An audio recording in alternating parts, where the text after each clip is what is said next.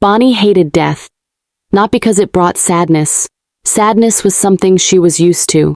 She was used to pain, to grief, to losing things that never came back. She hated death because it took her father. Not that his death broke her heart, she couldn't care less. But death didn't just take him. It showed up, snatched him away, and left her with a mountain of debt to pay. And now, because of her absent father. They had 1 week to evacuate their house. They would be returning to the streets again. Tears blurred her eyes as she walked down the lonely road, rain falling heavily, wetting her clothes. Still, she felt warm with fear of what would happen in the weeks to come. She was so deep in her thoughts that she did not hear the horn of the car that was behind her. The car swerved violently onto the bridge, tires screeching against gravel. Bonnie froze, shielding her face as the car's light shone at her. She heard the roar of the engine and the desperate grinding of brakes. Too late. The impact threw her down, pain exploding across her body like fire. Her body slammed hard on the road, darkness swallowing her gently. Damn it, Jeremy whispered, as he staggered toward her, the smell of alcohol clinging to him. He felt her pulse. She was breathing, but her head was bleeding. What would he do? His hands shook as he pulled out his phone, calling the one person that had made him have this accident. His words cracked with fear. Dad, I hit someone, she's not moving, what do I do? What? His dad asked, pain lacing his voice. Is anyone there? He asked. No, I am the only one. Good, leave her. What? No, Dad, she's... Jeremy. The voice sliced through him, harsh and final. Do exactly as I say. Leave her there. Go home. I'll take care of everything. Jeremy's knees buckled, his breath coming fast. He looked down at the still figure, the girl's hair spilling across the road. She's alive. We can save her. I can't. Listen to me. His father's tone sharpened, commanding.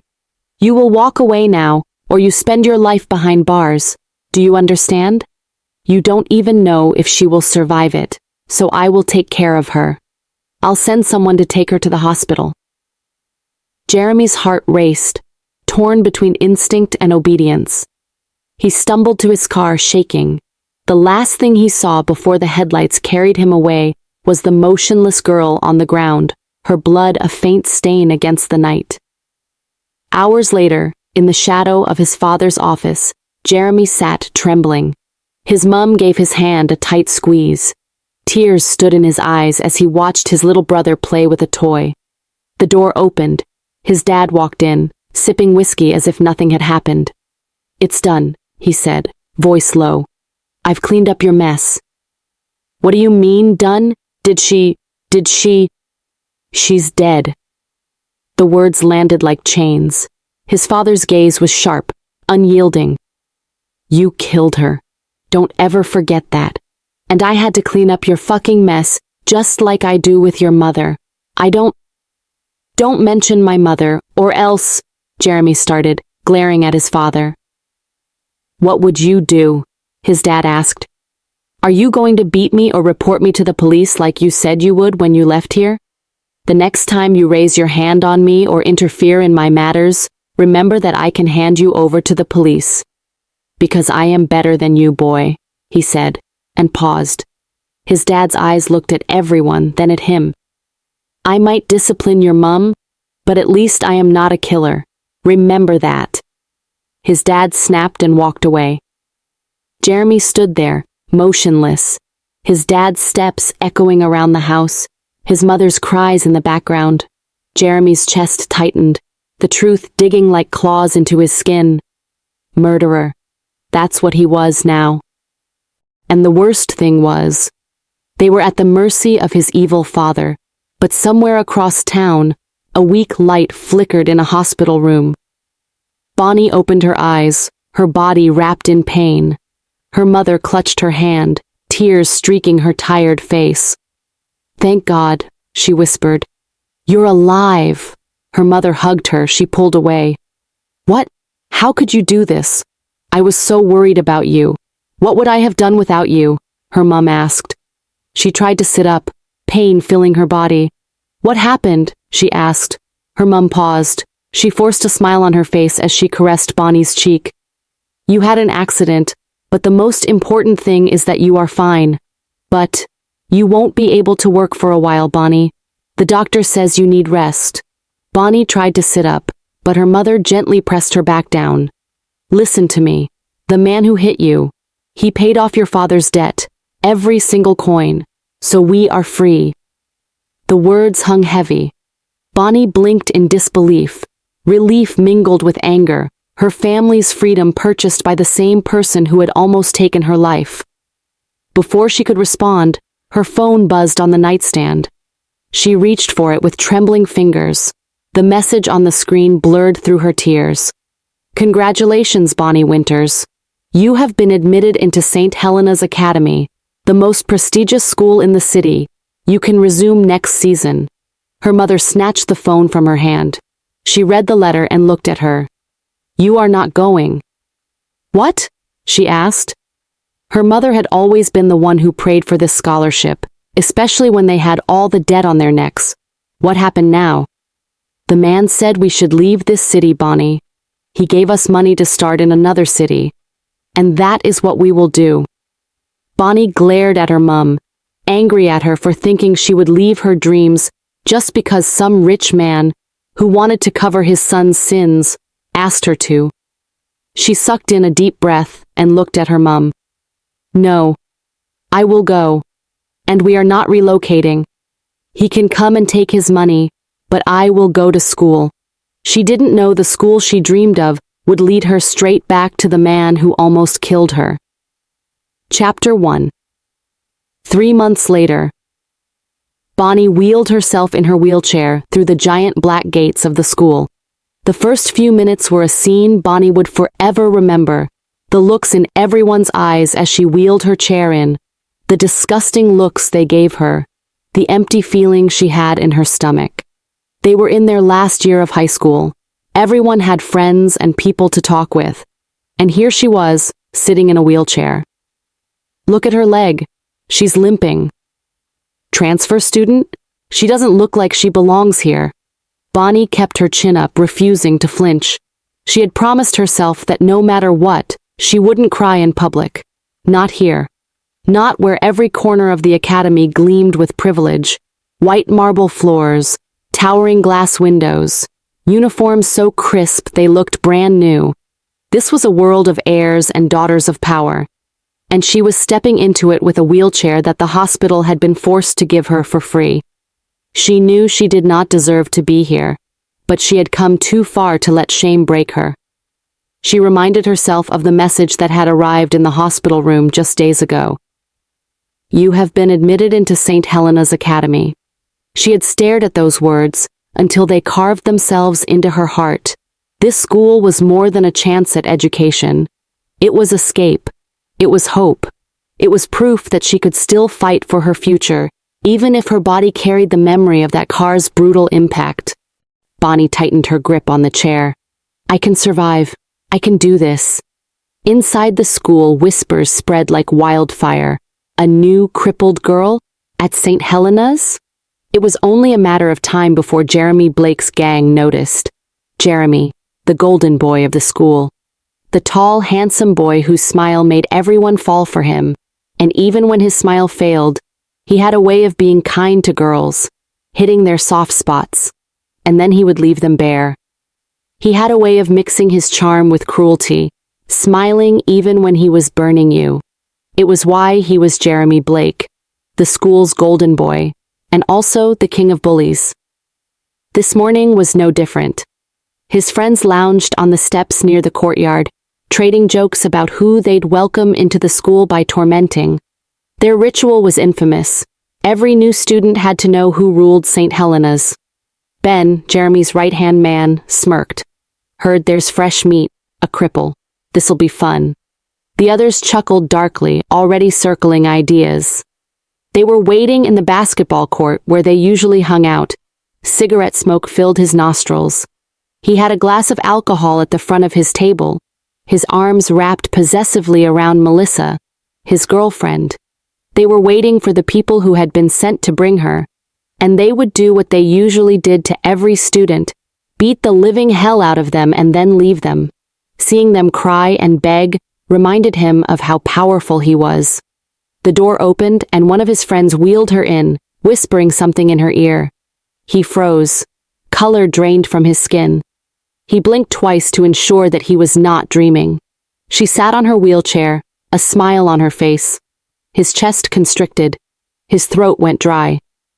It's her. The girl from the bridge. The girl his father had sworn was dead. Jeremy's body froze, the world around him blurring.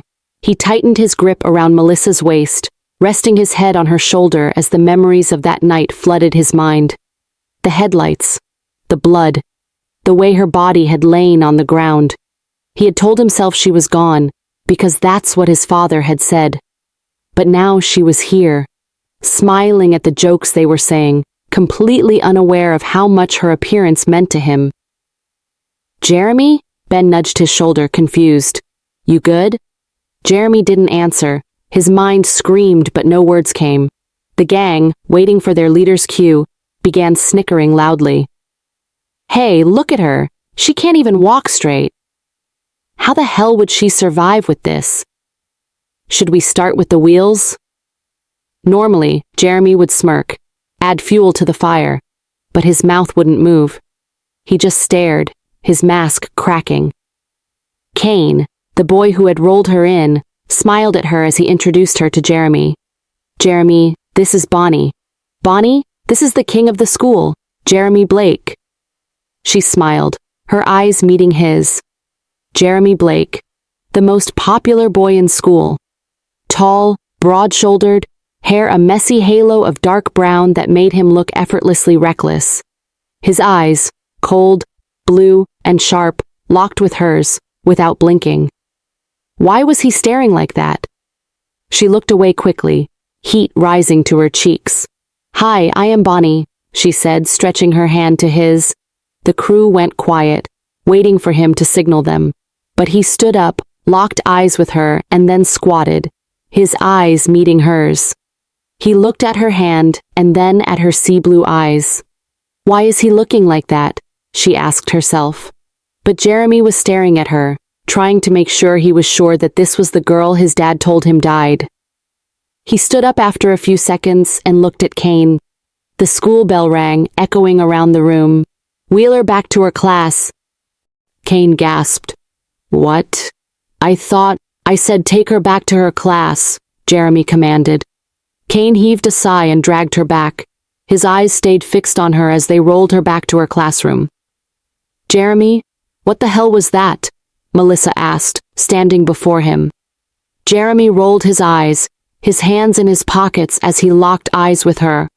We will deal with her later, maybe make her feel good and comfortable. Then we break her. It would be easier to break. Melissa narrowed her eyes. And why are we doing that? She asked. Jeremy had a sigh. He was getting tired of her overprotectiveness. In case you did not see, she is crippled. Her life is already destroyed.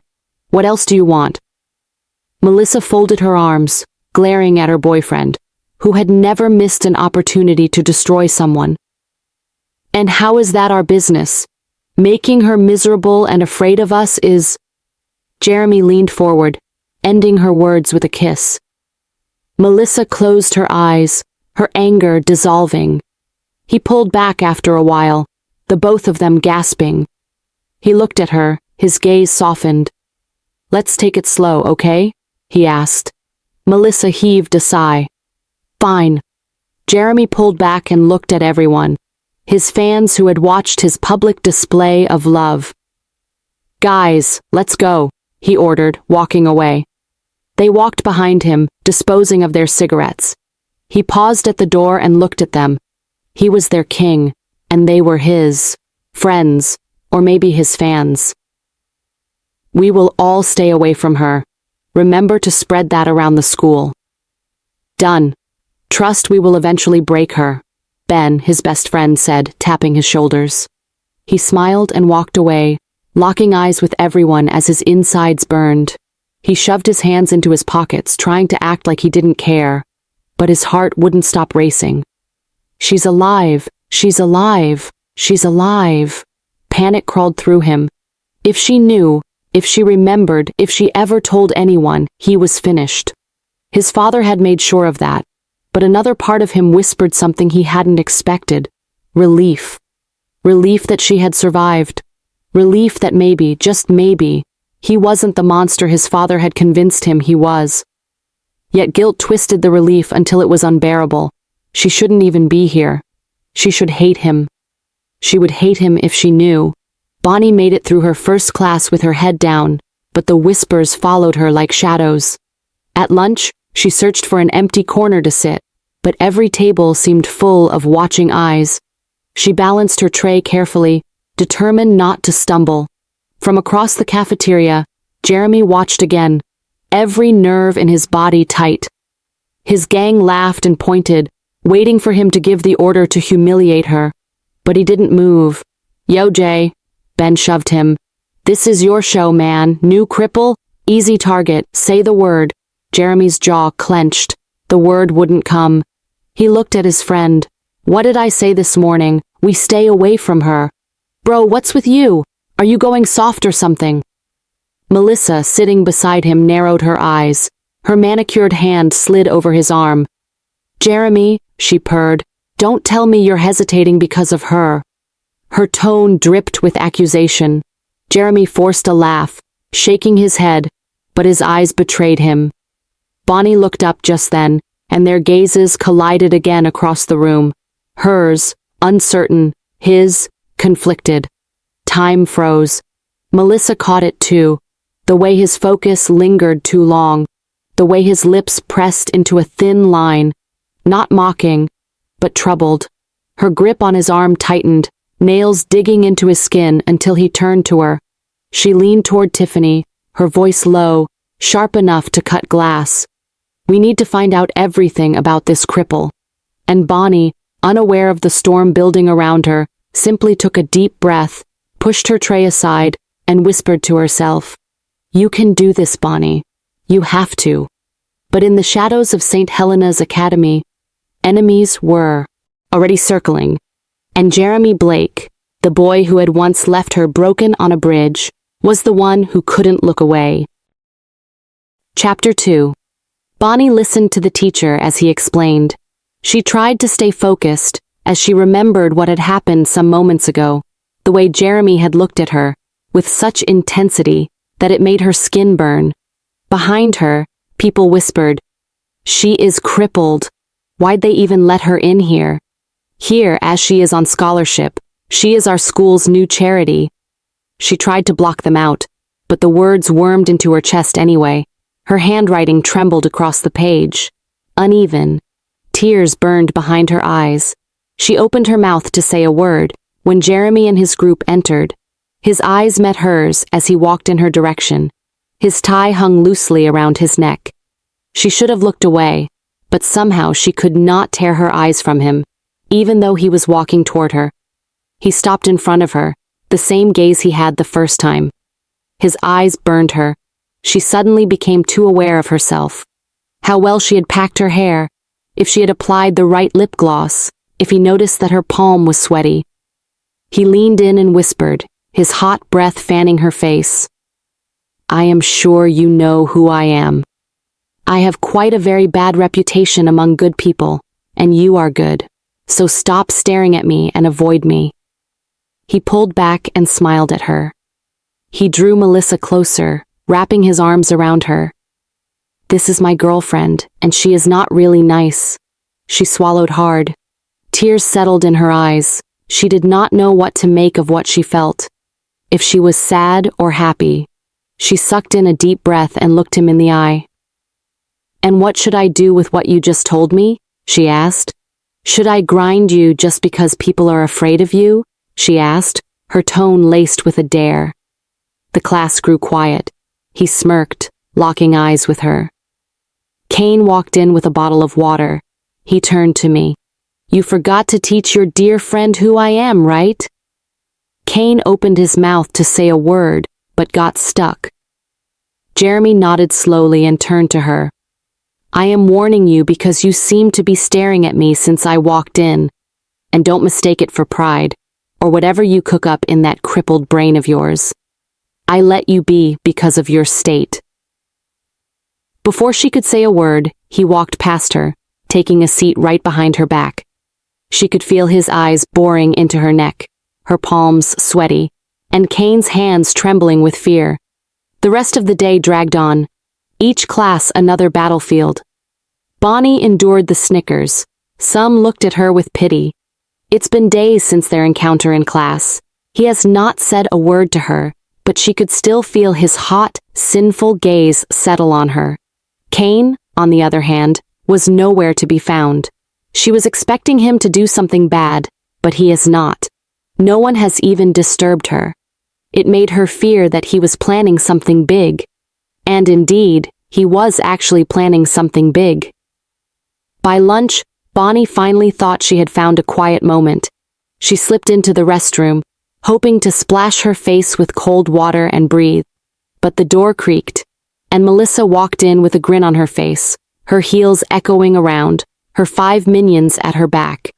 Her reflection appeared beside Bonnie's in the mirror, sharp and flawless, long black hair, red lips, eyes that burned with practiced cruelty. Melissa leaned close, her perfume suffocating. You're new, Bonnie, right? Bonnie nodded cautiously. What kind of question is that? Have you seen me in this school before now? She asked. Melissa smiled. I am so sorry. I forget that I have not seen you here because of one reason. She paused, locking eyes with her. Her eyes softened a bit, not out of love but pity. You know why? Because you probably cannot afford it. But here's some little advice, cripple. St. Helena's isn't for people like you. You don't fit here. Bonnie's chest tightened. She tried to step back, but Melissa blocked her. Stay away from Jeremy. Her voice dropped, venomous. I don't care what pity story got you in here. He's mine. And if you think that Kane makes you untouchable, think again. I'll break you worse than that accident did. Bonnie froze, the words cutting deeper than any whisper she had heard all day. Melissa straightened, a smirk curling. Good. No, I won't let her get the joy of seeing me like this, Bonnie thought, even though her heart burned with pain. She looked at her. Well, I would say you keep your boyfriend and not the other way around.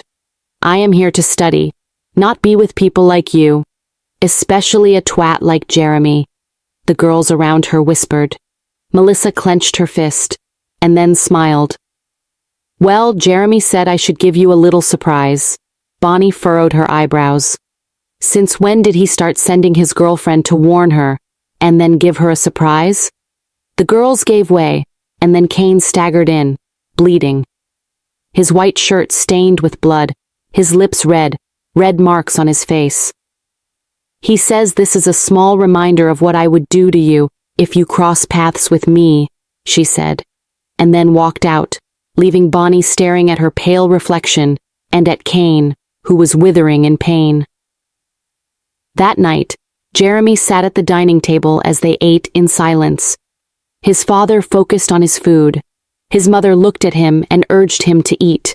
Any sort of misbehavior would only make his dad punish his mum. Blake poured himself a glass of scotch, the amber liquid catching the firelight. Jeremy's hands trembled against his thighs. He was thinking of how he was going to face this devil he called a father, who for the past few months had watched him drown himself with guilt that he was a murderer, who reminded him, time without number, that he was a murderer. The words came out before he could stop them. She's alive, he announced. His dad paused and dropped his cutlery sharply. He leaned back and looked at him. Who? He asked. Bonnie, the girl you claim I hit on the road, the one you said was dead. I know.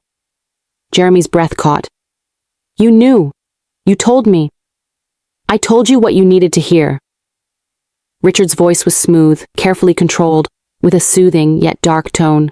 I told you she was dead because fear keeps you obedient. And it worked, didn't it? You've stayed in line all this while. Jeremy's chest burned. You made me believe I killed her. You made me believe you did kill her. Richard's gaze sharpened. Maybe not her body, but you made her a cripple. And all this happened because you had gotten drunk that night. You might not have killed her physically, but you destroyed her. The words landed like blows, each one heavier than the last. Jeremy shook his head violently. No, she's alive and happy. You were just being greedy and you wanted to use the accident to control me, he snapped. Richard leaned back and smiled. His smile slowly turned into laughter. He looked at his mother. How sure are you that I am the one who gave birth to someone like this? How can he be so dumb? He asked. He turned his attention to him. So what are you going to do? Tell her that you were the one who did it? That you are the reason she's in that state? Do you know what she would do after you tell her? She would report you, and you would be arrested. Is that what you want? To leave your dear family behind? He asked. Jeremy's stomach twisted. His father's words wrapped around his throat like chains, dragging him down into guilt and self-hatred. He staggered back. He knew he could not do anything. He could not report, because he would leave his mother in the hands of his abusive dad, and that would be hell. He swallowed hard and turned to his food, cutting his meat as his dad laughed and worsened his wounds. The two truths warred in his mind, tearing him apart. He would have to stay away from her, even if he was finding it hard to stay away from her. He couldn't protect her either. Every choice was poison. Guilt clawed at him, attraction burned him, and his father's voice wouldn't stop. Yes, she's alive, and you're still guilty. Jeremy's hand trembled as blood dripped down his wrist. For the first time in years, he felt truly cornered. And the worst part? He couldn't tell if he wanted to run from Bonnie or run straight to her. Chapter 3. Jeremy sat 2 floors above, in the empty music room, knuckles still sore from the wall he had punched days ago. The piano keys in front of him gleamed untouched. He pressed one lightly, the note breaking the silence like a wound reopened. But it wasn't music he heard. It was the screech of tires, the sound of her body hitting the ground. His father's voice, cutting like steel. She's dead, and you're guilty. Every night the dreams dragged him back. He saw her eyes, wide with terror, as headlights swallowed her. He saw her limp body, again and again. Only now, in his dreams, she always opened her eyes at the last moment, staring directly at him, lips whispering words he couldn't hear. And when he woke, drenched in sweat, guilt clung tighter than breath. During the day, it was no better. He caught himself watching her too long, tracing the way she pushed her shoulders back, despite the weight of whispers, the way she never begged, never broke, even when cruelty cornered her. It infuriated him. It shamed him. It drew him in. He didn't want her in, but he couldn't stop. He found himself tied between guilt and whatever he felt whenever her blue eyes met his eyes. That evening, Bonnie sat in the library, pretending to read Twilight. She couldn't focus on the words. Her head spun with questions she couldn't ask. Kane's face, and how bruised it was. The way he snapped at her was because of Jeremy. She wondered what she had done that made him beat his friend. Was it because she talked back to him? Or what? Why did Melissa glare at her with such venom? And why? Why did Jeremy Blake keep sitting directly behind her, even though she knew that he could get a better seat somewhere else? She thought of the library that morning, how a boy had been about to yank her chair before sitting down, only to freeze when Jeremy entered the aisle. His gray eyes had swept the room once, and suddenly, no one moved against her. It wasn't protection, not openly, not kindness either. But it was something. She shut her book, sighing. "I don't understand you," she whispered. She did not know if he wanted to help or not, but even by helping, he had made her a target for people herself. Jeremy leaned against the railing of the second-floor balcony above, hidden in the shadows. He had been there for 10 minutes, watching her. He told himself it wasn't. intentional, that he had just needed air, that it was coincidence. But the truth pressed heavier than his excuses. She looked smaller down there, fragile in the fading light, yet her spine was straight, her head unbowed. She was surviving, even as the school chewed her apart, and he hated himself for noticing, for caring, for wanting. He remembered his father's smirk. "She's alive, and you're still guilty." The guilt churned with something darker, something he couldn't name. Every second his eyes lingered on her felt like betrayal, to himself, to his father, to the lie he'd lived under for years. But he couldn't stop. Bonnie suddenly closed her book and glanced up. Her eyes caught his. For one suspended second they locked, hers wide, startled, his unreadable, shadowed in conflict. Jeremy froze. His heart softened as she looked at him. He wanted to look away, but he didn't. The world narrowed to the space between them. Silence, heavier than words. Before she could decide, before she could speak, he turned sharply and disappeared into the darkened hall, leaving her heart pounding with questions. She immediately wheeled herself into the hallways, approaching Jeremy. The school was almost quiet. Most people had gone home, and she had stayed back to read. Jeremy paused immediately when he saw her. He turned to walk away, but she shouted his name. She had had enough of this. "Jeremy!" He froze. His shoulders tightened. He turned to look at her, placing the sinister smirk on his face. "What?" he asked. She rolled herself to his front, glaring at him. "What do you want, Jeremy?" He chuckled. "What do I want? You called me and you are asking me what I want. Can you—" "Oh, please, cut the crap," she snapped. "Don't pretend like you don't know what I am talking about." Jeremy smiled, genuinely smiled, as he watched her all worked up when he had done nothing. The way her eyes burned whenever she met him with anger, the way she glared at him. It made him want to do more, to just vex her. Was that a sick thing to do? Yes. But would he keep on doing it? Yes. Because that was the cold he could get. And since he did not want to make whatever he was feeling, making her angry would be the best thing ever. "Forgive me, Princess. What do you mean?" he asked. She rolled her eyes. "Why did you beat Caney? Why were you watching me? Why the hell are you always around me?" He shrugged, his smile replaced with a pocket smile. He shoved his hand into his pocket. "I don't know. Maybe I did what I did to warn you. And as for being in your space, this is my school. I can be wherever I want to be, okay?" "Really?" "Yes, Princess. Don't call me that," she snapped. "Princess," Jeremy said, smiling. "Bonnie, the beautiful princess." He leaned closer, locking eyes with her. "FYI, I am not following you. And as for Kane, I am not the one who did it. My friend did, and that was because he crossed my path, not because of you." "Then what do you want, Jeremy? Your girlfriend has made my life hell. You are always finding a way to—" She paused and heaved a sigh. "Look, I am already suffering. I am barely passing by. And the fact that everyone now hates me because of you and your girlfriend is making me—" She paused, tears flowing down her eyes. Memories of what had happened during this past week flooded her mind. Jeremy's eyes softened. He caressed her face, his thumb cleaning her tears. "Don't cry, it doesn't suit someone like you." She sucked in a deep breath. "Please, just let me be." He heaved a sigh.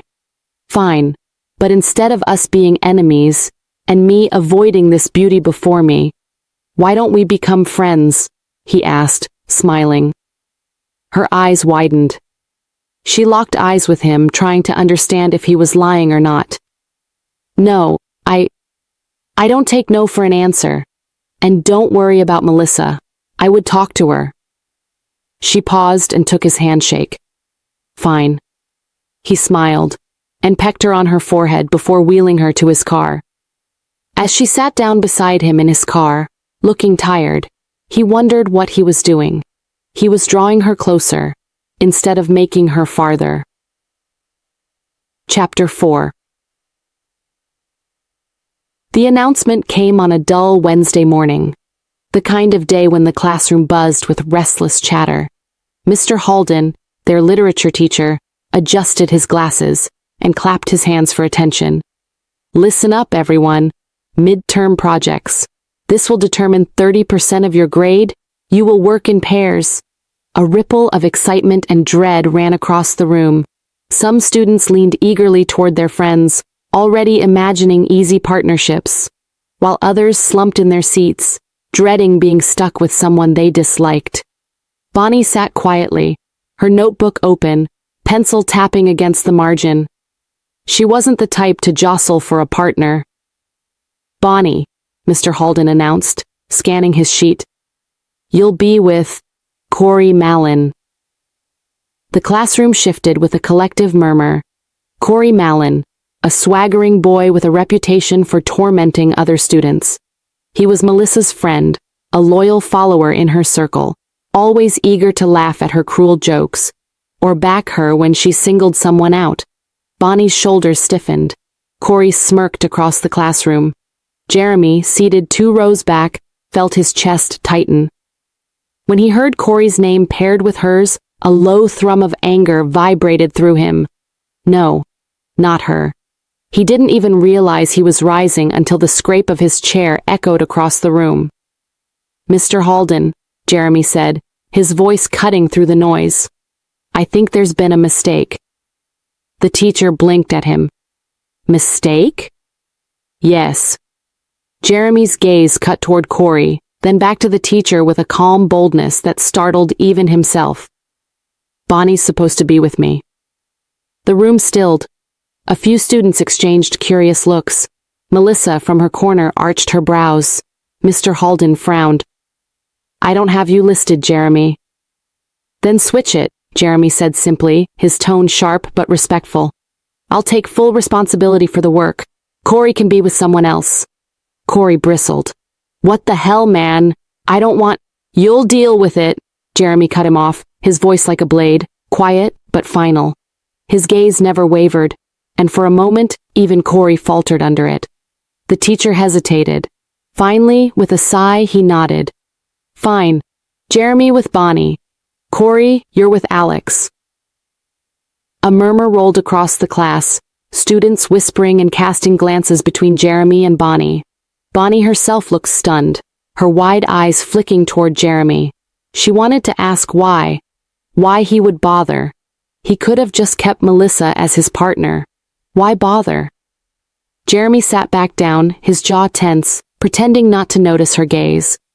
The days that followed forced them to be together. Their project required long hours in the library, visiting the museum, making sure they knew every detail about the art.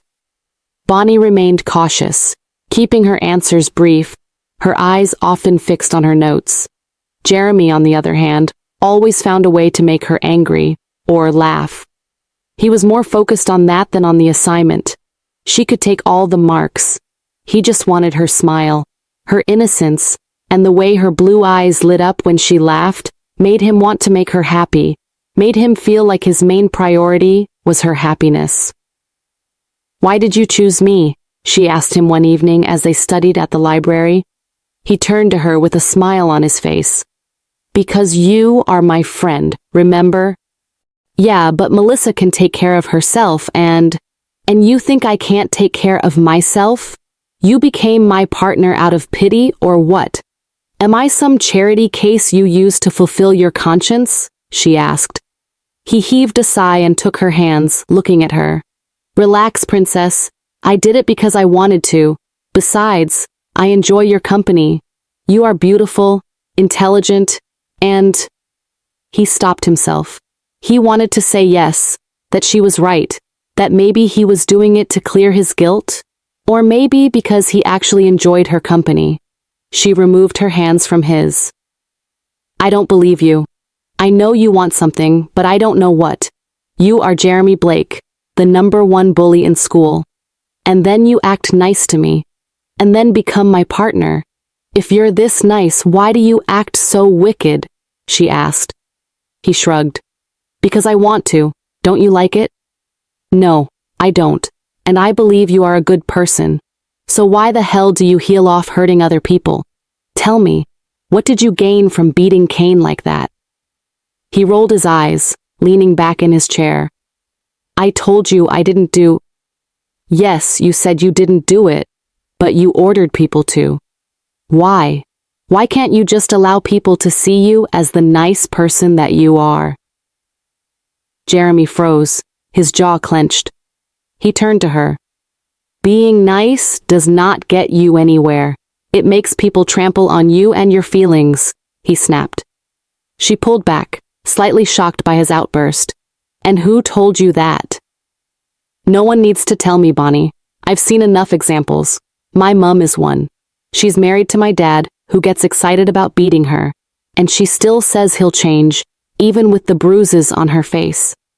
Even when we tell her to run away, she never leaves, because she chooses to see the world through a good perspective, believing he'll change. But my father will never change. He does it because he knows she's soft and nice. He rose and pointed his index finger at her chest, looking her in the eye. And I refuse to be my mother, Bonnie. I would never, he shouted, slamming his fist on the table. She blinked hard as she stared at him.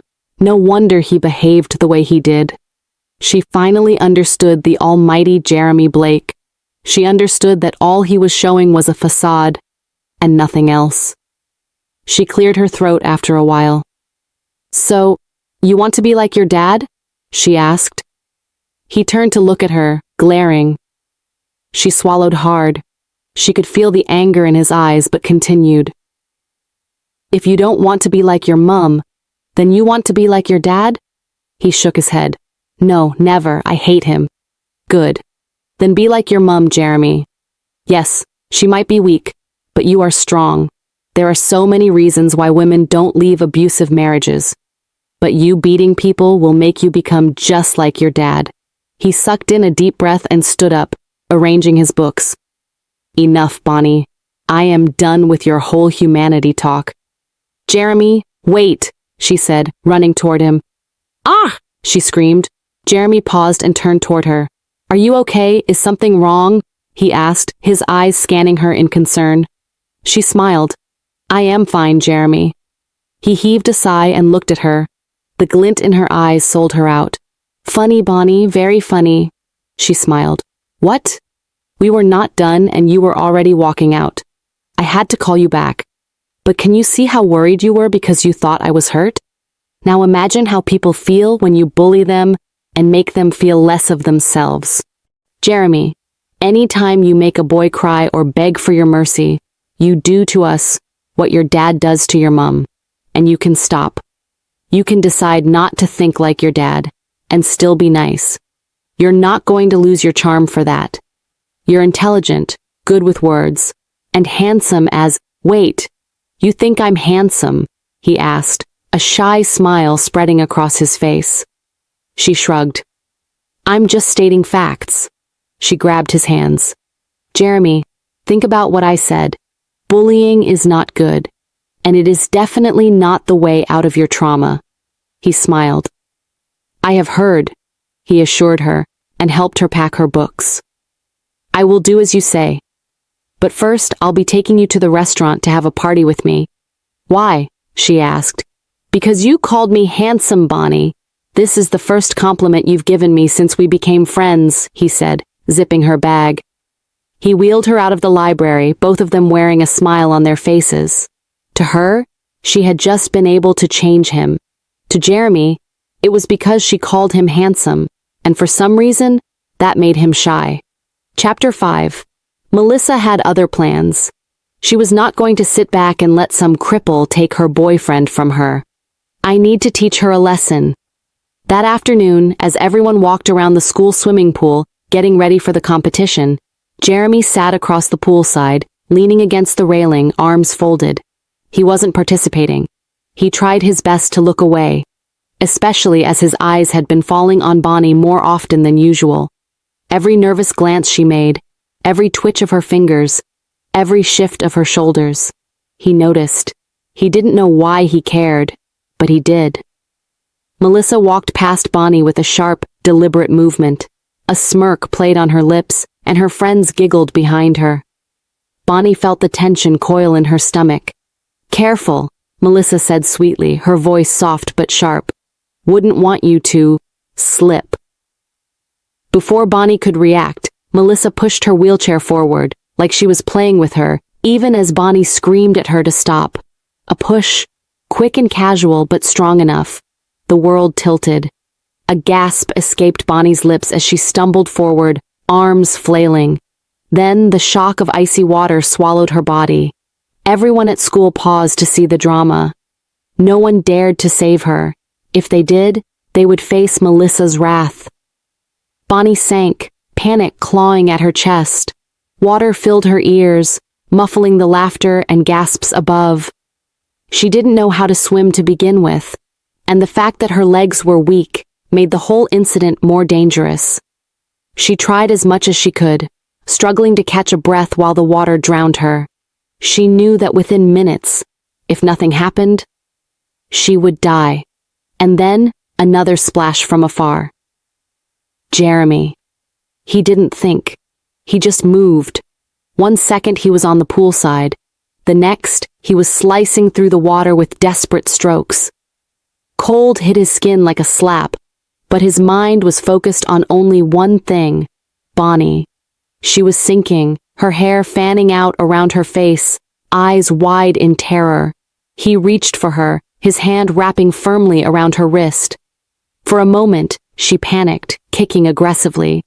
But then she clutched him back, fingers digging into his arm as though he was her only lifeline. "Hold on," he muttered under the water, though she couldn't hear him. They broke the surface together, Bonnie gasping, coughing violently as air and water collided in her lungs. She clung to him, her small frame pressed against his chest. Jeremy's arm wrapped securely around her waist, holding her steady as he swam toward the pool's edge. He paused almost at the edge, giving her time to catch her breath. Her face was inches from his, water dripping from her lashes, lips parted as she fought for breath. Jeremy's eyes locked on hers, stormy, conflicted. His heart pounded in his chest, harder than it ever had in a fight. He should look away, but he didn't want to. He couldn't look away. "Jeremy," she whispered, though her voice was barely audible through her shivering. He swallowed hard, his gaze flicked down to her lips, then back to her trembling eyes. For a second, the noise of the gym disappeared, the laughter, the whispers, the shocked gasps. It all blurred into silence. It was just her, just him. Their faces drew closer, the air between them heavy and fragile. But before anything could happen, Bonnie coughed violently again, breaking the moment. Jeremy pulled his gaze away, jaw tightening, and helped her up. The room erupted into chaos. "Did you see that?" someone whispered.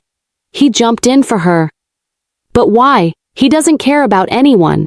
Melissa stood frozen, her smirk wiped clean, fury twisting in her eyes. This wasn't supposed to happen. Jeremy wasn't supposed to care. The coach blew the whistle frantically, shouting at students to step back and give space. Bonnie coughed again, her body trembling from the cold and shock. "Breathe slowly," he said quietly, his voice low enough that only she could hear. "You're okay now. I've got you." Her wide eyes locked with his. There was confusion there, gratitude, and something else he couldn't name. "Jeremy, what the hell was that? Since when do you play a hero?" Mark asked, one of his friends. The other bullies chuckled nervously, exchanging glances. They had never seen Jeremy like this. Protective, desperate, vulnerable. Even with Melissa. Jeremy glared at them before turning his focus back to Bonnie, ignoring them completely. Melissa stormed forward, her voice sharp. "She was fine. You didn't need to—" Jeremy's head snapped toward her, eyes narrowing. "Shut up!" Melissa's lips parted in shock, her pride wounded by the command. Never before had he turned her down openly. Bonnie blinked, coughing again. Her voice trembled as she whispered, "Why?" It was so quiet, so fragile, that Jeremy almost thought he imagined it. Why did you save me? Why did you risk everything? For me? Jeremy opened his mouth, but no words came. For the first time in his life, he didn't know how to answer. And around them, the whispers grew louder, feeding the storm. Chapter 5. Jeremy sat at the edge of his bed that night, his damp shirt still clinging to his skin. The memory of Bonnie coughing water into his arms replayed in his mind like a loop he couldn't turn off. He could still feel the weight of her trembling body, the way her lips had almost brushed against his when he leaned closer to check if she was breathing. "Why did I do that?" he muttered under his breath, rubbing both hands across his face. For years, Jeremy had built his reputation brick by brick, cold, untouchable, feared. He had been the ringleader of every cruel prank, the one the teachers watched with wary eyes, the one students whispered about when he passed. But when Bonnie's body had gone under the water, instinct overrode reputation. He hadn't thought about what people would say. He hadn't thought about Melissa, or his gang, or the lies his father held over him. He had only thought, if I don't move now, she won't come back up. Jeremy exhaled shakily. "You're losing it," he told himself. "You can't be with her. No, it can't happen. You did it out of instinct. Just instinct, that's all. Anyone would have done the same." But he knew that wasn't true. No one else had moved. The next day at school, whispers buzzed like bees in the hallway. "Did you see Jeremy dive in like that? I didn't even know he could swim." Jeremy's jaw tightened as he walked, his backpack slung lazily over one shoulder, trying to act like he didn't hear any of it. But the stares followed him everywhere. When he turned the corner, his gang was waiting for him near the lockers. Jason, the loudest of them, stepped forward first, arms crossed. "All right, man, what the hell was that yesterday?" Jason's tone wasn't playful. It was sharp, demanding. Jeremy shoved his hands into his pockets and looked him in the eye. She was drowning. End of story. Mark, always the skeptic, leaned in. "Since when do you care? You've watched kids get humiliated, shoved into trash cans, locked in closets. You didn't lift a finger. But her? You jumped in front of everyone. You made us look weak." The others murmured in agreement.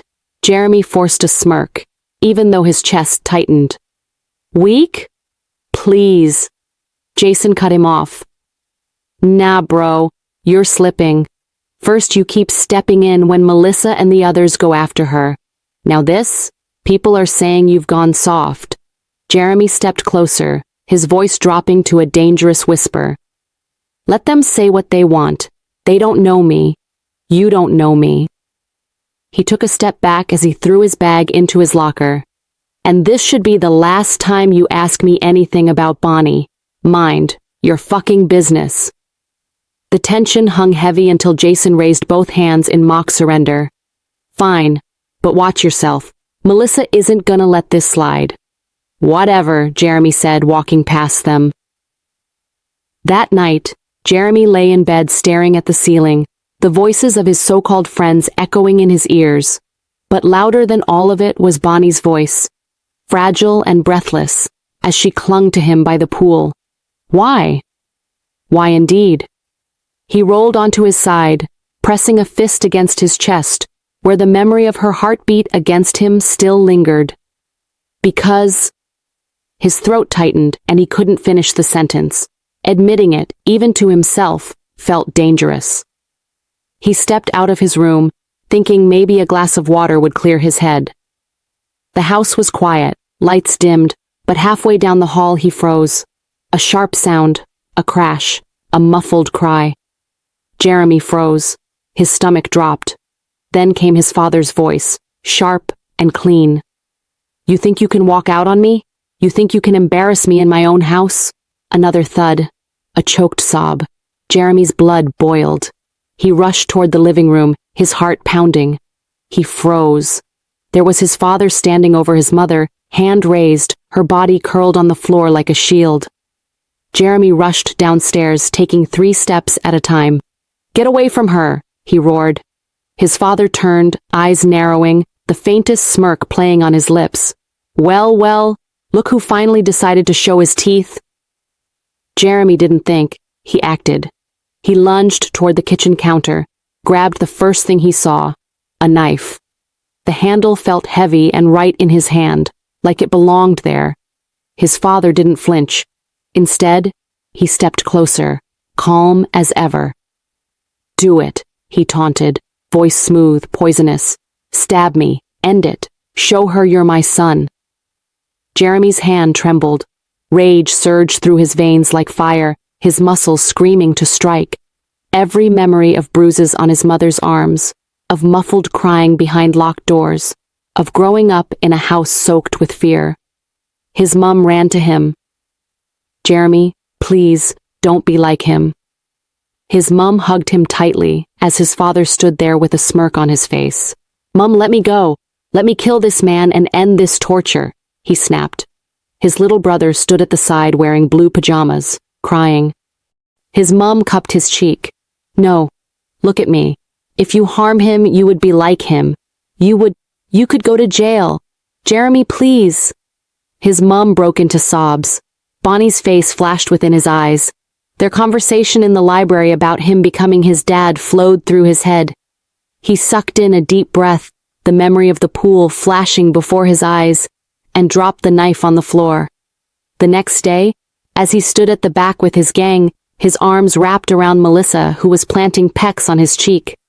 Jeremy, are you listening to me? She asked. He turned to her with a plastered smile. Yes, even though he knew it was a lie. How could he be calm when they were about to call the pairs for the prom party? Usually he would be paired with Melissa. It was like an unspoken norm, but right now all he could think about was how Bonnie would survive if they paired him with a junior or one of Melissa's friends. Students, as part of our cultural week, we'll be hosting a couples dance competition. Each student will be paired randomly. Practice begins next week, and the final performance will take place during Friday's assembly. Groans and excited chatter filled the room. Bonnie's stomach sank. Dance? Yes, her leg had gotten better, and she had started using crutches, but how could she dance like that before the whole school? When the teacher began reading out pairs, her heart pounded harder. Jeremy and Bonnie. Melissa's face turned red, her mouth hanging open. What? No way, she snapped. It's always been me and Jeremy. Why the change? She asked, her voice echoing around the whole school. Jeremy's grip around her waist tightened. Melissa, calm down. It's just a dance. Melissa scurried around to look at him, the whole school's attention on them. Really?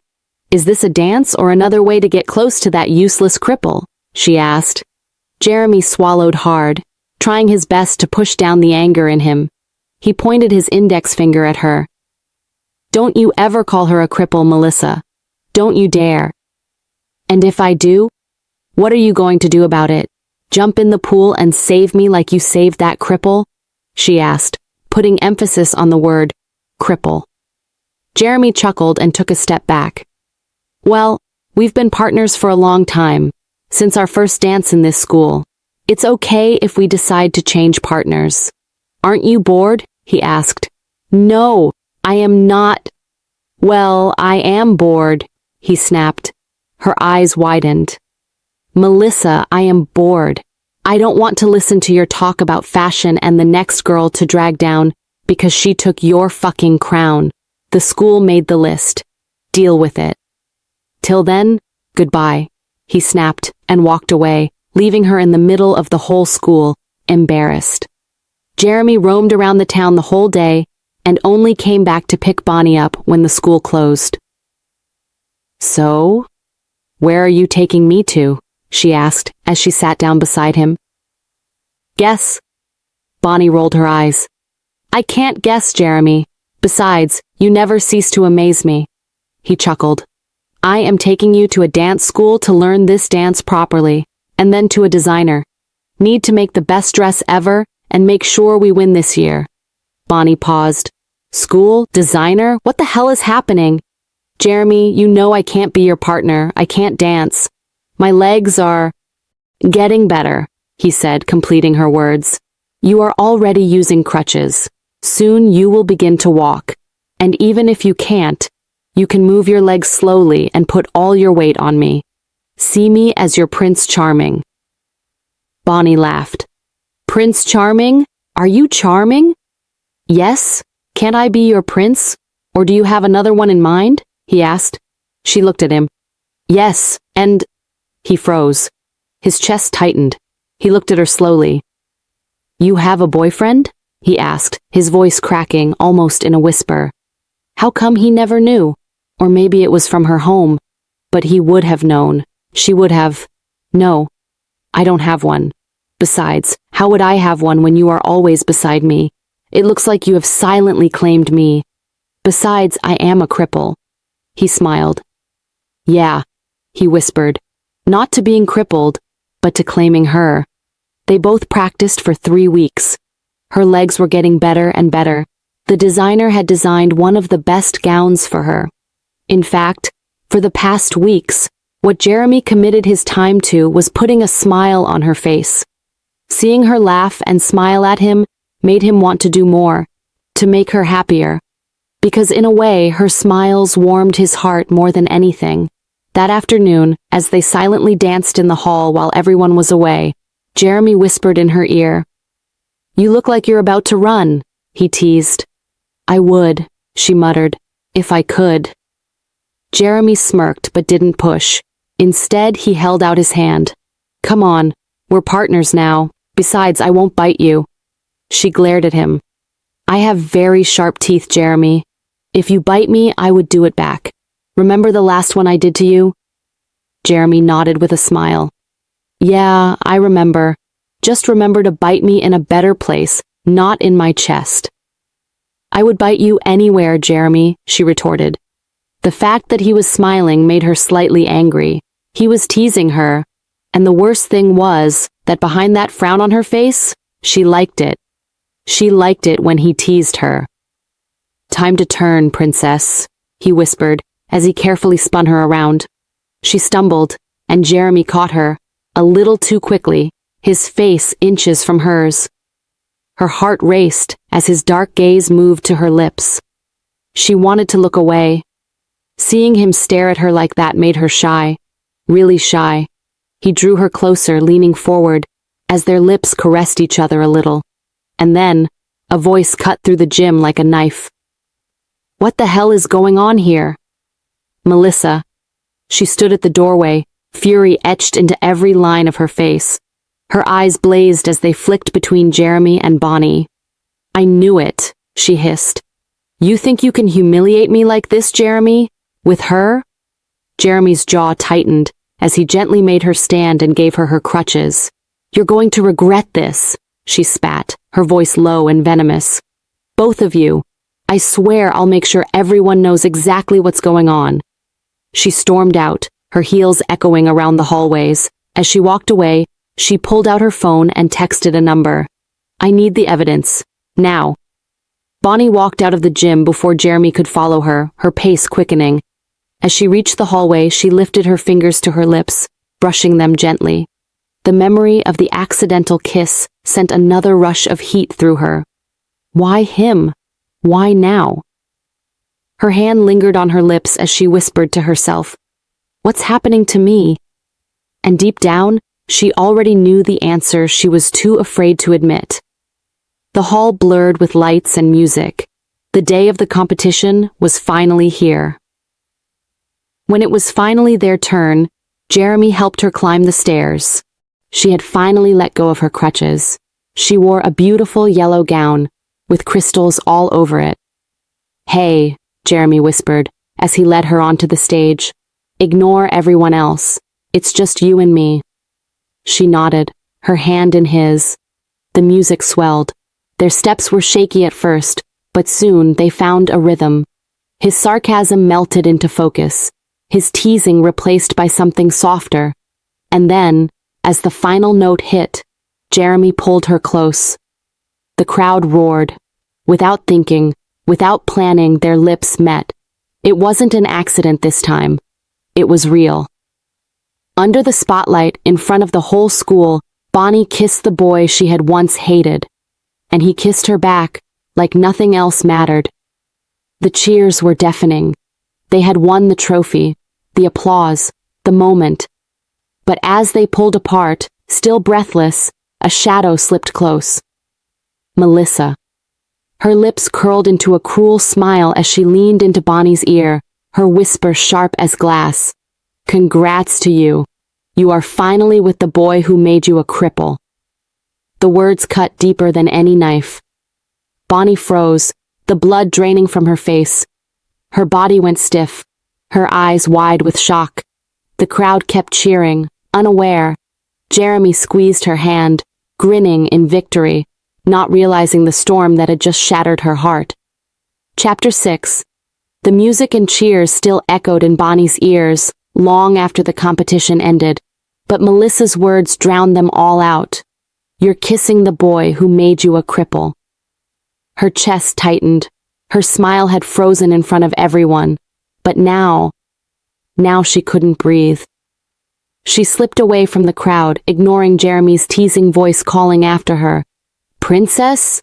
Don't ditch your trophy boy already. The sarcasm in his tone should have felt familiar, comforting even. But all she heard was Melissa's whisper circling in her head like poison. She rushed into the bathroom to get some fresh air. Immediately she entered, Melissa began to clap, smiling. Well, look at the birthday girl. She leaned against the tiled wall, a folder clutched in her perfectly manicured hand. Still glowing from your big kiss? Or did my little secret ruin the fairy tale? Melissa, shut up! Bonnie snapped, her hands trembling on her crutch. You're lying. You're always lying. Melissa tisked, her eyes glittering. I thought you'd say that, which is why... She opened the folder with deliberate slowness. I brought proof. Inside were crisp hospital records. Bonnie's name, her injuries, the night of the accident. Bonnie's pulse raced. How did you... Melissa cut her off with a cruel grin. Connections, money, curiosity. Maybe your boyfriend's father will pick one. Either way, I found them. And guess what? I also found this. She pulled out a photocopy of a signed compensation receipt. Her father's name. Jeremy's father's signature. Money exchanged. Bonnie's throat tightened. It was as if she could not breathe. But Melissa was not done yet. From her pocket, she pulled out her phone, hit play, and let the audio speak. Jeremy's voice, low, gutted. So it was my fault? She was really there? Then his father's voice, harsh and cold. Yes, and don't forget it. That girl is gone because of you. Another clip. Jeremy again broken. I was drunk and it was a freaking mistake. And finally, his father's cruel laugh.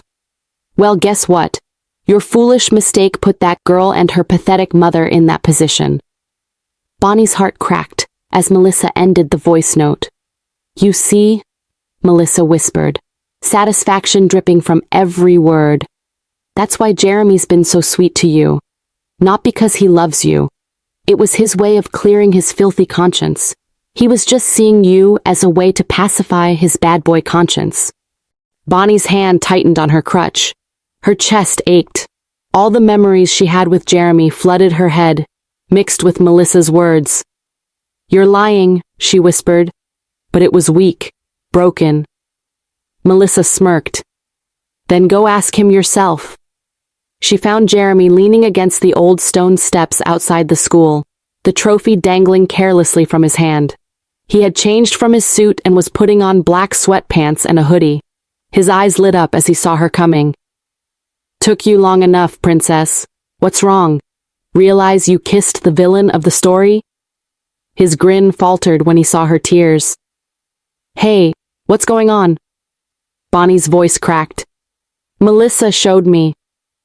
She paused, tears rolling down her eyes. What did Melissa do again? Tell me, let me... Is it true? She asked. Is it true that you are the reason why I had this accident? That you are the son of the beast that tried to buy my family with money? Jeremy stiffened. His hand clenched the trophy so hard the metal groaned. So it's true, she whispered. Her voice was shaking, every word stabbing her throat. The accident, the guilt, me, all of it. Jeremy looked away, his jaw tight. For the first time, sarcasm failed him. You used me, Bonnie said, her chest heaving, hitting him with her small fist. All this time, you were just trying to fix your guilt. No. Jeremy's voice was raw, desperate. He slammed the trophy down on the steps, the echo sharp in the night. Bonnie, listen to me. Yes, it's true I caused the accident. I hit you that night and my dad, he told me you were dead. He made me believe it was all my fault. Her breath hitched. Jeremy's voice cracked as he told her everything that had happened. I thought I killed you, until you showed up again in that classroom, alive, and I couldn't breathe. I couldn't even look at you without breaking. Bonnie's tears fell fast, her knuckles white on her crutch. So Melissa was right. That's why you— No! Jeremy cut her off, his voice trembling.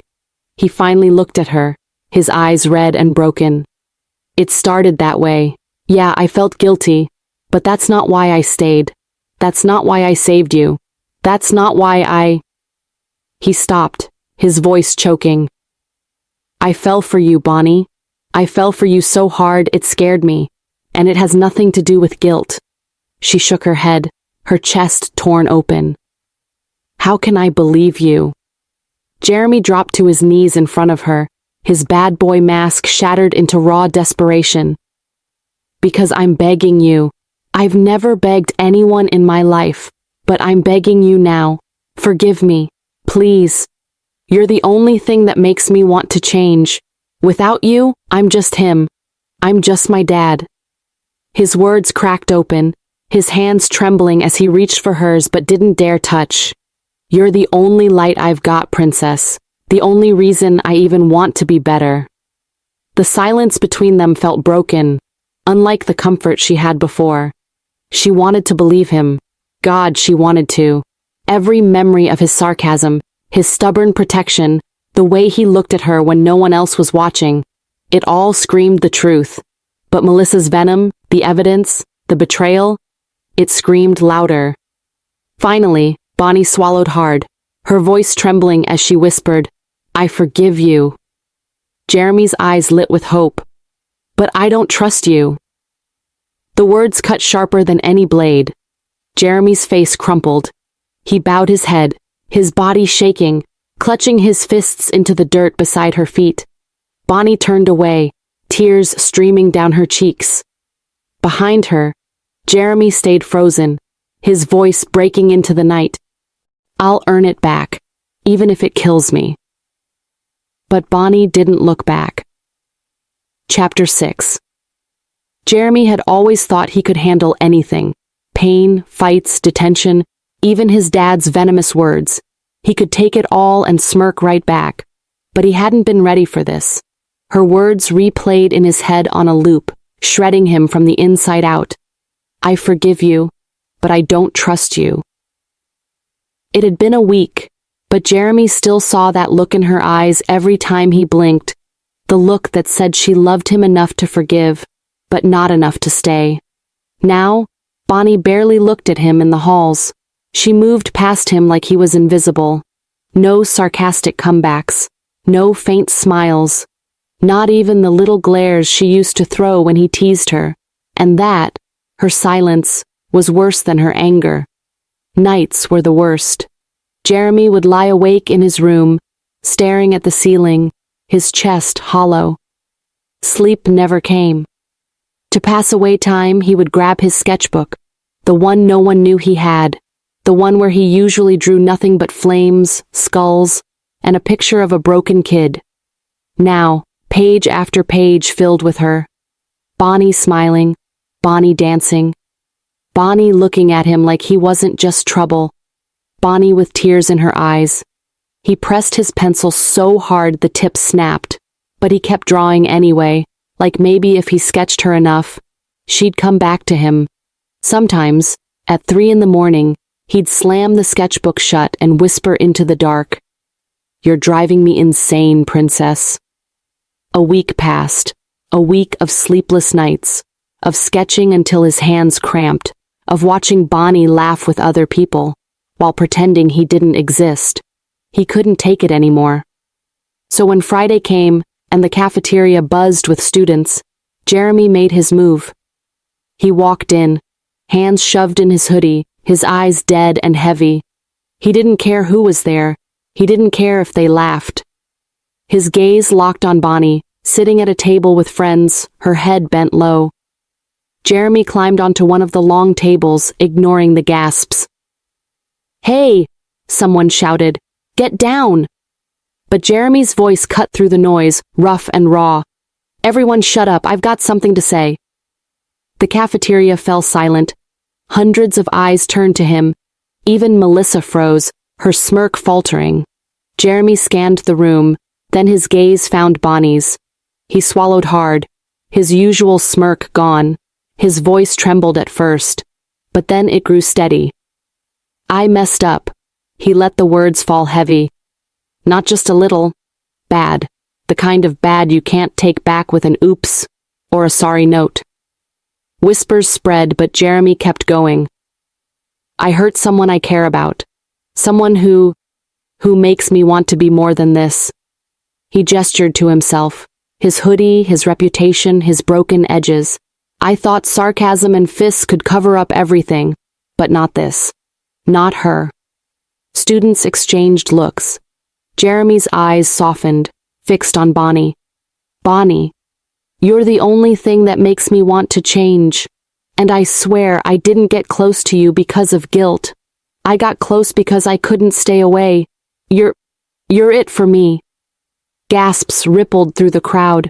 Melissa shot up from her seat, her face red with fury. "He's lying! He's manipulating you, Bonnie! Don't listen to him!" But Jeremy's eyes snapped to her, his voice turning sharp. "You shut up, you did this. You wanted her broken like you are, to be lonely like you. But it won't work. And don't talk about being a good person, because if you mention one more word, I would tell the whole school what happened 2 years ago." Before she walked in, Melissa's eyes widened. Mark cleared his throat, losing his cool as everyone wondered what he was talking about. Only she and Mark knew. They both knew that Jeremy had walked in and caught them in his room, on his bed. "I'm sorry. I'm sorry for the accident. I'm sorry for every stupid, sarcastic thing I said when you needed something real. I'm sorry for being a coward. I'll never forgive myself for hurting you, but I'm asking you to forgive me anyway." The cafeteria held its breath. Bonnie finally looked up at him, her eyes wet and shimmering. Jeremy's voice broke one last time. "I love you, princess.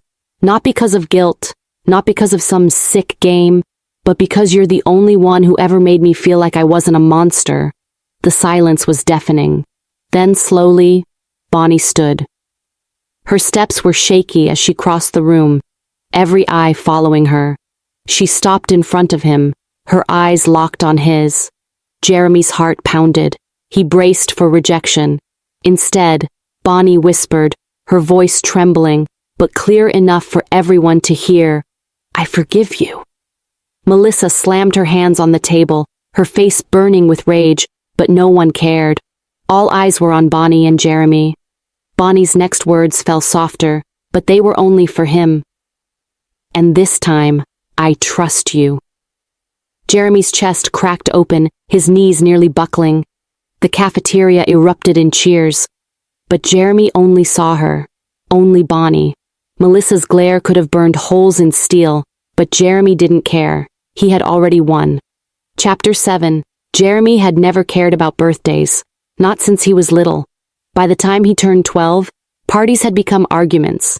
Cake had turned into broken plates, and candles were blown out by his dad's anger, not by wishes. So when Bonnie insisted on walking him to the abandoned gym after school, he rolled his eyes. "What, princess? Planning to lock me in here and make me kiss you?" His smirk was wide, his tone dripping with sarcasm. Bonnie only smiled as she kicked him lightly. "Don't be so dirty-minded. Just walk in." Jeremy raised an eyebrow. "You know I hate surprises. Shut up and open the door." With a sigh, Jeremy pushed it open and froze. Surprise! The shout hit him like a wave. Balloons, streamers, music, half the people from school, including the ones he thought hated him, stood there grinning. A table loaded with snacks and a cake sat in the corner, lit with candles. For a moment, Jeremy just stood there, blinking like an idiot. He turned to her. You, his voice cracked. You did this? She shrugged, a playful spark in her eyes. Happy birthday, bad boy. For once, Jeremy couldn't find a sarcastic comeback. He just stared at her, his throat tight. Then, with a sudden laugh, he scooped her up, careful with her leg, and spun her around. Princess, you're insane. I've never had... His voice broke. I've never had anyone do this for me. Her laugh brushed against his ear like music. Well, get used to it. You deserve to be celebrated. The party buzzed around them. Jeremy even let himself dance with his friends, cracking jokes, his usual cool guy attitude slipping into something softer. For the first time in years, he felt almost normal, almost free. Then the door opened, and his mom walked in, her bruises covered with makeup. She stood there awkwardly in her simple dress, holding a small wrapped box. Jeremy froze. Mom? She smiled nervously. Bonnie invited me. She said, you might like me here. Jeremy's chest tightened. He hadn't seen her look this gentle in years, or this beautiful. Come here, he said, pulling her into a hug, his throat burning. I can't believe you're here. His mom chuckled softly, brushing his hair back like when he was a little boy. You've grown so much. And look at this party. You're loved, Jeremy. His brother walked in with a red car in his hands. He swallowed hard, blinking fast. Then he turned, grinning at Bonnie. Mom, this is Bonnie. The girl who... She's my everything. Bonnie smiled warmly.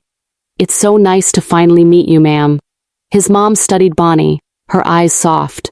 So you're the one he always sings praises about. The most beautiful girl in the world. Jeremy laughed, rubbing the back of his neck. Mom. For a while, everything felt perfect. Jeremy's chest was light, his smile effortless. But then, he noticed something. Bonnie wasn't laughing as much. Her smiles looked forced, her eyes distant, like she was carrying a weight no one else could see. Jeremy leaned down, whispering near her ear.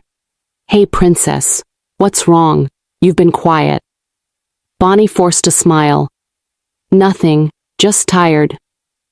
But Jeremy knew her better than that. Something was off.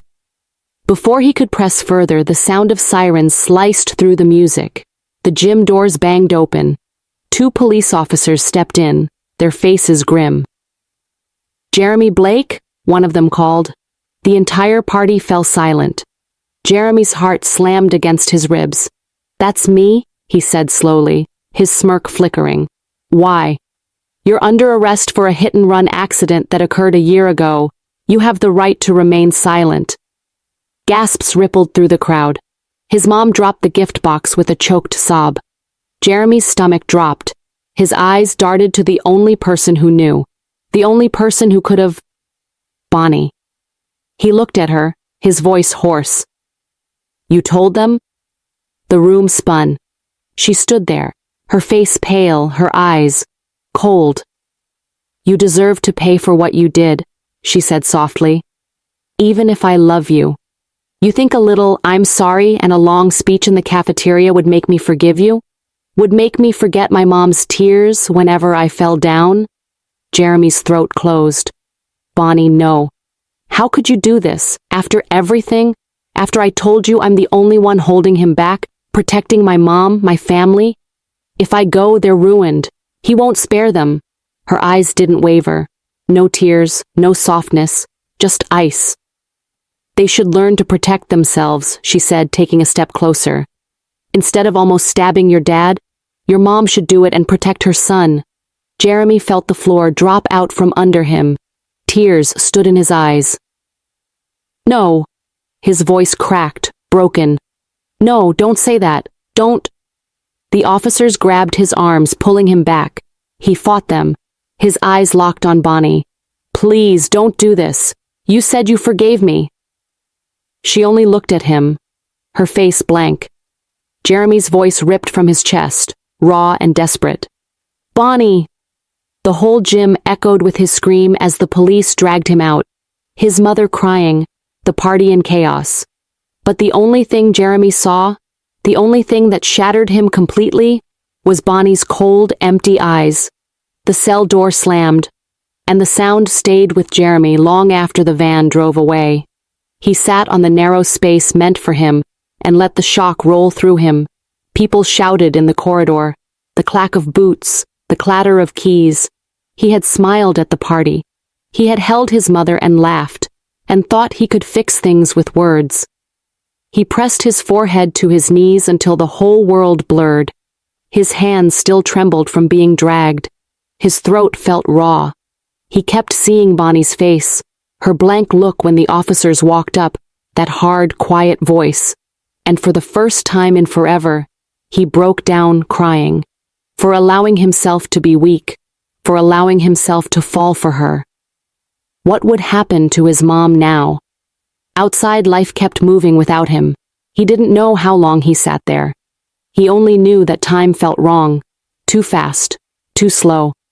At school, at the exact place where everyone had been happy minutes ago, his friends stood there, sad.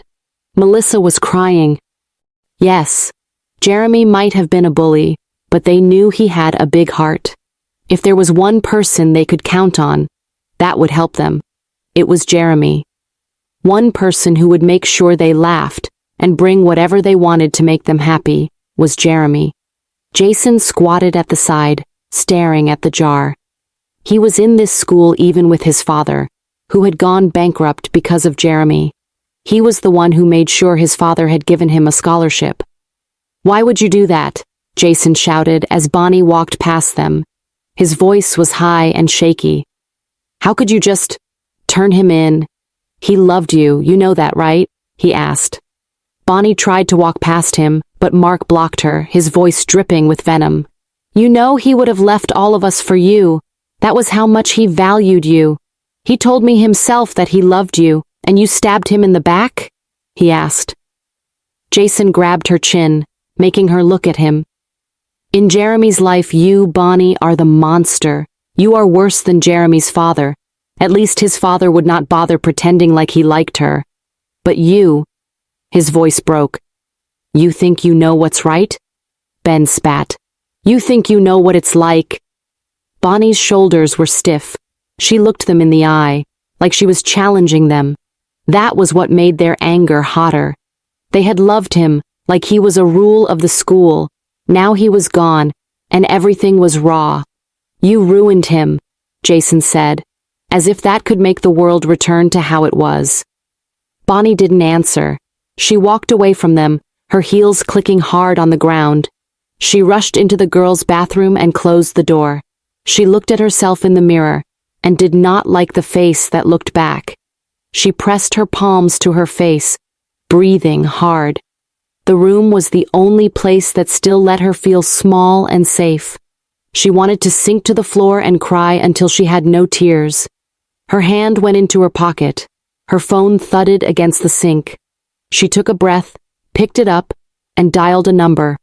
The line clicked. A voice answered. Flat, businesslike. It's handled, she said. Her voice was low, almost bored. She wiped her face with the back of her hand, as if to rub the empty feeling off. On the fourth day, a guard opened the door and told him to come with him, that he had been released. His father had released him. He stepped out of the station into the late afternoon light and sat beside his father at the back of his car. His dad did not say anything, just remained silent till they got home. The door was not locked when he pushed it open. The house looked and smelled different. Broken pieces of bottles and plates lay on the floor, with a scattered spot of blood. A muffled groan came from the living room. Then he saw her, his mother, sitting on the sofa, one side of her face purple and swollen. Blood dried at her hairline. She blinked, and her eyes were raw. He wanted to throw up. He wanted to rip the world apart. He fell to his knees and reached for her hand. She coughed and smiled weakly when she recognized him. But the weakness in her made him angry in a way that had a sharp edge. What happened? He looked for his brother and found him in the doorway, sitting with his head wrapped, one eye swollen. He stared at Jeremy with fear and relief tangled together. His mother's lip trembled. "He was angry," she whispered. "Your father. He came after us." Jeremy felt something inside him break. He thought of Bonnie, how he had begged her, because he knew this was what was going to happen, and how she still ignored him. He rose slowly, palms still sticky with the sweat of fear. "He did this," he said, his voice low, calm. "He hit you. He hurt Benji." His mother closed her eyes. "He was angry," she said. "He said he would not let us be happy. He said you would learn." Jeremy laughed, a dark, humorless laughter. And then he looked at his mom and his brother. For one moment, he wanted to ask her why she stayed. Why did she not do as Bonnie advised? Stab his father? And then he looked at his mom as he stared at her. He remembered the photo she had shown him, how young, happy, and sinless she was when he was young. He knew that his mother, no matter what, would never have the heart to stab his dad. His innocent mother, who cried when the cat died, when the mice fell sick, who smiled at everyone. It would break her more than the abuse. A sound came out of him that could have been laughter or a cry. It was neither. "I'll destroy Bonnie," he vowed, quiet and cold. For a second his voice trembled, then it hardened. The next day Jeremy stood at the mirror, his mother's face on his mind. He smiled and looked at his neatly ironed school uniform. He would be walking to school again, not to be a bully, but to be the devil. To just one person, Bonnie. He walked down the school corridors like he owned them, shoulders squared, eyes hidden behind the dark glint of sunglasses. Melissa rushed to meet him and hugged him tightly. Jason hugged him tightly and pulled back, tears in his blue eyes. "I am so happy to see you back, Jeremy." The rest of the crew hugged him, happy to see him. The news soon spread around that the real Jeremy Blake was back. In the cafeteria, Bonnie sat alone, her tray barely touched. Her hands shook slightly as she stirred her food, eyes trained on the floor. She had tried to avoid him, had rehearsed to herself the words she would say, but could not come back with a concrete speech. The moment Jeremy entered, the chatter seemed to die down. The air shifted. He walked past, and his gang fell in step behind him like shadows, silent, predatory. "Move," Jeremy said softly, almost a whisper, and yet the cafeteria hushed. His tone carried authority, one that made the strongest students shrink back. Bonnie looked up just enough to see him, and immediately turned away. Her throat burned. She couldn't cry, not here, not in front of everyone. Melissa caught sight of Bonnie's glance and smiled, a cruel, slow smile. "Poor girl still looking," she whispered to Jeremy. "I said move," he snapped. "No, I came here first." Jeremy laughed and looked at Jason. "Bro, can you hear the Crippled charity?" he asked. Jason laughed, his eyes glinting. Bonnie swallowed hard, her eyes falling on Jeremy and Bonnie's intertwined hands.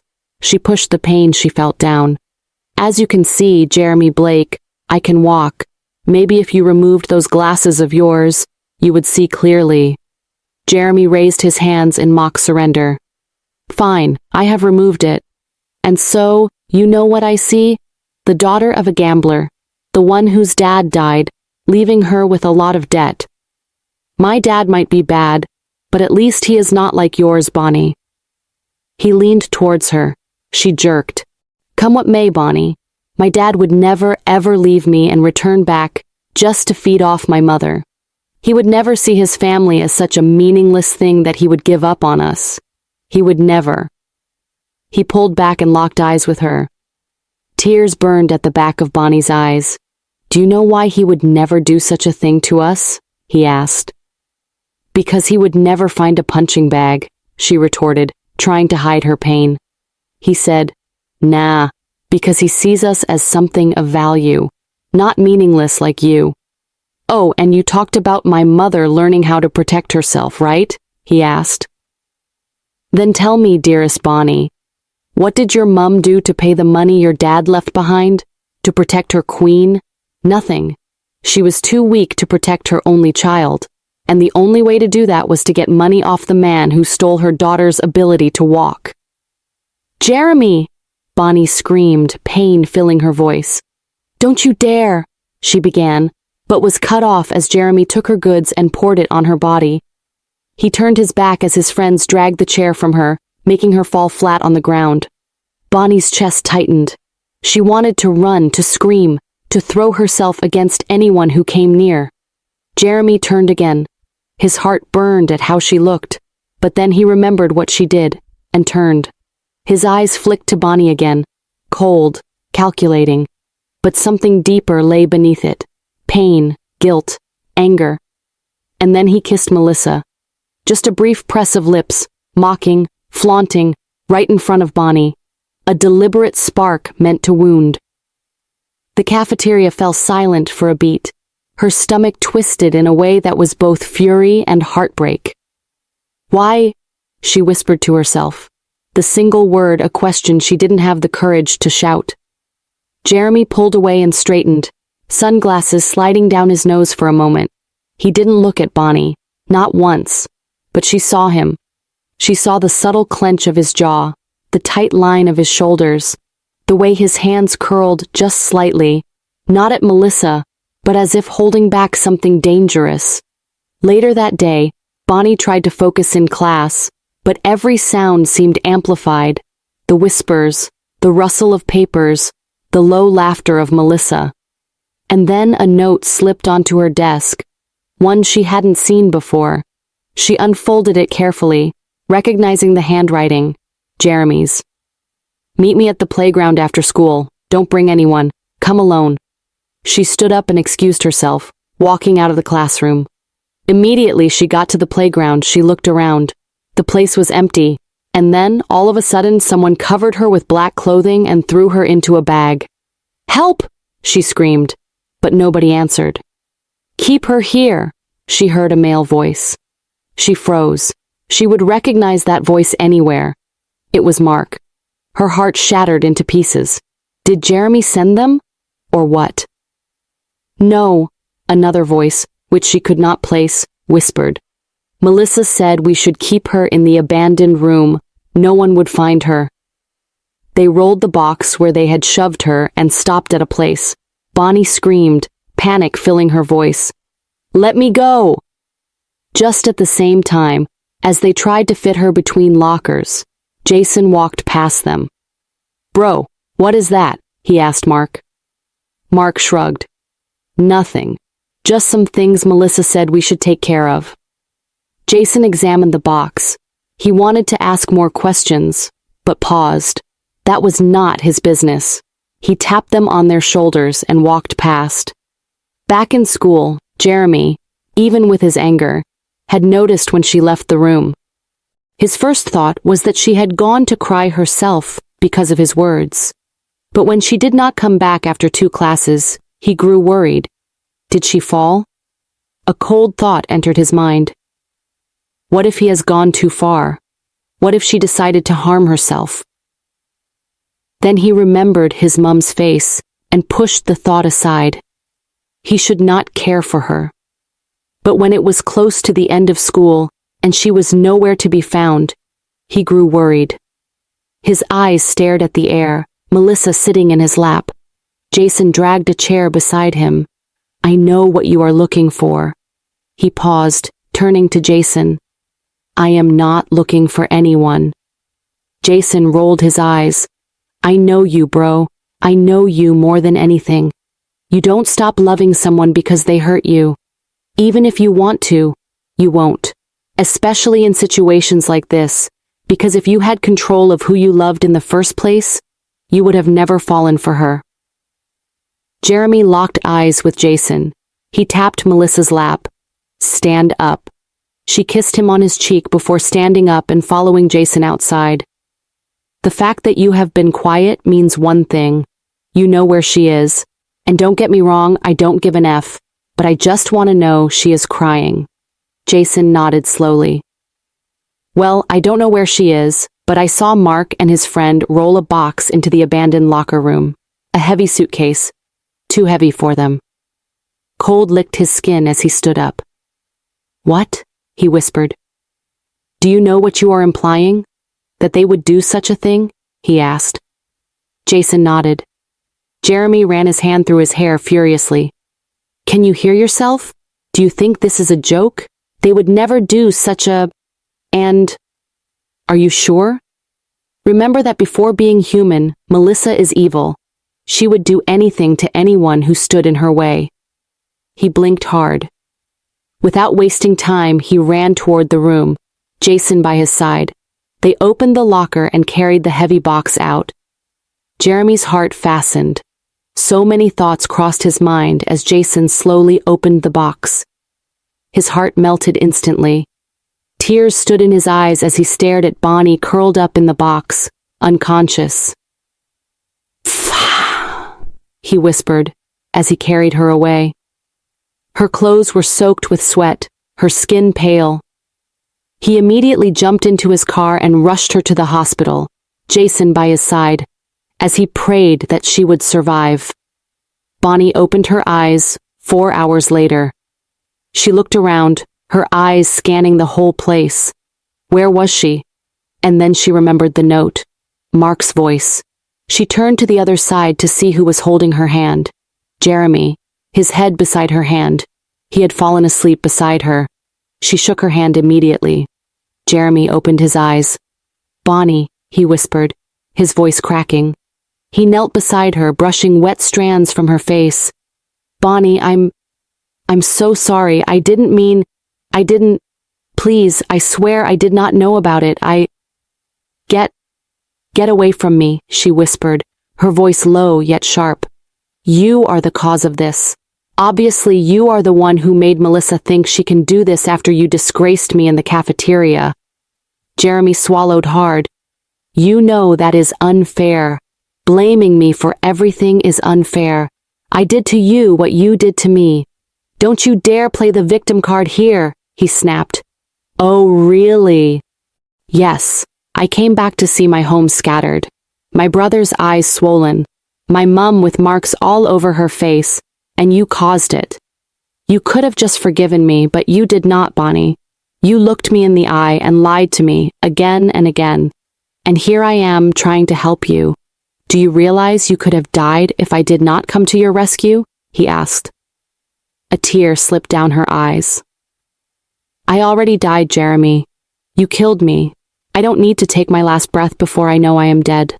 I might be alive, but my heart has grown numb. Jeremy swallowed hard, tears burning in his eyes. I'm sorry, Bonnie. Sorry for that accident. I was drunk. I had almost stabbed my father. Sorry for ever setting my eyes on you. Sorry for being so crazy that I wanted to see you laugh and smile. Sorry for falling in love with you. Sorry for loving you. Don't you dare, Jeremy, Bonnie interrupted, her voice cracking, tears in her eyes. If only she could tell him why she did what she did. Maybe then he would not be that angry with her. Don't apologize for loving me, Jeremy. We hurt each other.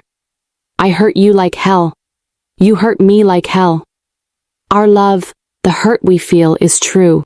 Nothing was a lie, she whispered, and reached out to wipe his tears. His phone rang, and he stepped outside to take the call. Bonnie remained in the bed, crying as she remembered the picture she had received before she did what she did. Her mother, tied to the chair, a mark on her body, a gun to her head. She would forever remember the face of the person who held the gun that was pressed to her mum. It was Mark, with Melissa by his side. It was all her fault. The door creaked open as Melissa walked in.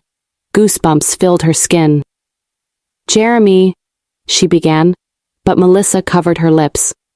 If you don't want what happened to relate to himself, you would have to shut the hell up, Melissa warned. Cold shivers ran through her spine as she nodded her head slowly, agreeing to what Melissa said. So tell me, why do you not understand that Jeremy is mine and you should stay away from him? She asked. Bonnie cleared her throat. You almost killed me. Why would you hate me so much to lock me in a box? Do you know how scared I was? That is not jealousy. It's inhumanity, she whispered. Melissa stepped forward. Shut up, you wench. Who cares if you die? Stay away from Jeremy. Simple. And if I don't? Bonnie asked. I decided to stay with him, to tell him that you kidnapped my mother and forced me to lay a complaint against him. What would you... What? Jeremy asked as he walked inside, Jason by his side. Melissa swallowed hard. Jeremy glared at her. What did I just hear? Melissa was quiet, her eyes fixed on the floor. Answer me, Melissa. What did she just say? Melissa squared her shoulders. Well, you heard right. I did it. I told her to report you so that you would leave her and come back to your rightful position, which is beside me, she snapped. Jeremy took a step back. Hurt flashed within his eyes. Can you hear yourself? How can you be this evil? How can I belong to you? Why blame her for something that was your fault? You were the one that broke us, and... That was a long time ago, Jeremy, Melissa cut in. A long time? Can you hear yourself? You were in bed with my freaking best friend. On my own bed while I loved you. You gave him the necklace I gifted you. And for some reason, Bonnie and her innocent mother are the reason behind this? I can't imagine the fact that I once called you my friend. Melissa rolled her eyes. Oh, please, don't start. Blah, blah, blah. Well, don't shout at me. If you want to shout, bring your dad and Mark and then me and shout at me. It would be better. Who do you think gave me all the evidence I needed to show Bonnie that you are the one? She asked. And when he remained silent, she said, Your dad. Your own freaking dad. Who helped me with the boys to kidnap her? Your freaking dad. So blame him before blaming me, she snapped and walked away. He staggered back, tears in his eyes. Jason hugged him tight. It's okay. Jeremy shook his head. No, it's not okay. Someone does not decide to hate his son and his wife so much that he would do anything to hurt them. It is not okay, Jason. It is not okay. He is scared. Jeremy, it's fine. I forgive him and Melissa. Don't just go hard on yourself. We don't choose who gives birth to us or who we meet. It's okay. Don't blame yourself. Her words fell on deaf ears. Jeremy walked away. His mind raced with different thoughts as he walked toward his car, ignoring Jason's shout to wait for him. He locked the car, his heart rate increasing, making it hard for him to breathe or think. He imagined Bonnie's mom being tied up, the same woman he had shamelessly insulted. He remembered how hurt Bonnie was. No, this has to end. He stopped at a shop and bought a gun, drove to his dad's house, ready to shoot him. But his mom would be left with no one. So instead he walked to the house, went into the security room, and quietly took 15 video clips of his dad beating his mom. He saw his dad on the way back, and he smiled at him before walking away. He stopped at the police station and reported, I am Jeremy Blake, son of Mr. Marcus Blake, the owner of the biggest Stella company, founder of the Organization of All Women's Rights, among other things. And I am here because I can't kill him, because he has been beating my mom since I can remember. He issued all the clips and drove back to the house, watching as they drove his dad away in the van. Epilogue. Jeremy stood beside Bonnie, beaming with a smile as they hugged each other, their graduation gowns on their bodies. He leaned in and kissed her, whispering in her ear, I love you, Bonnie. I love you too, she whispered as they kissed each other. Jeremy, over here, his mother called. He smiled as they pulled away from each other. His mom went for therapy after his dad was sentenced to 20 years imprisonment. She took over the women's rights organization her husband had opened. She had become better than she could have ever imagined, smiling with joy. Melissa and Mark had been arrested for the kidnapping of Bonnie's sister, and Bonnie had forgiven him after his apology. After all, they were both wrong, and although two wrongs could not make a right, their love could make these two broken souls complete.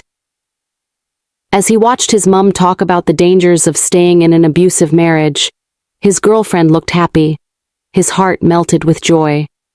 Bonnie looked at him as a hero, the man who gave up his dad, his life, for her.